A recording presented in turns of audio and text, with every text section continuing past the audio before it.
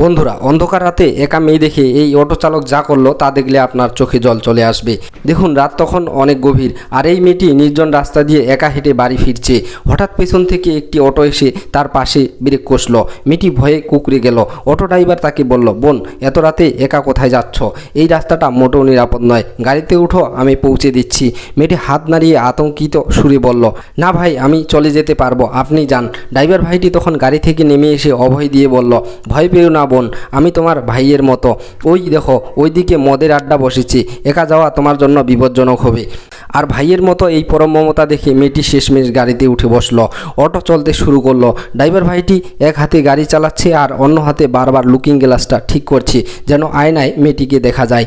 মেয়েটি তা দেখে ভাবলো লোকটার মতলব হয়তো খারাপ। সে ভয়ে ভয়ে বলল, ভাই, বারবার আয়না কেন ঠিক করছেন? তখন চালকটি অন্তত বিনয়ের সাথে বলল, বোন, আয়নাটা তোমার জন্য নয়, বরং পিছনের অন্ধকারের উপর নজর রাখার জন্য ঠিক করছি, যাতে কেউ তোমার ক্ষতি করতে না পারে। তুমি আর আমি এখানে বসে আছি ঠিকই, কিন্তু তোমার নিরাপত্তার দায়িত্ব এখন আমার। কথাগুলো বলতে বলতে মেয়েটি গন্তব্যে চলে এলো এবং সে গাড়ি থেকে নেমে ভাড়ার সাথে কিছু অতিরিক্ত টাকা বাড়িয়ে দিল। কিন্তু সেই সৎ ভাইটি শুধু তার ন্যায্য ভাড়াটুকু রেখে বাকি টাকা ফিরিয়ে দিল। বলল, বোন, বিপদে সাহায্য করার জন্য বন্ধুর থেকে ভাইরা টাকা নেয় না, সাবধানে ঘরে যেও। এই বলে সে তার অটো নিয়ে চলে গেল।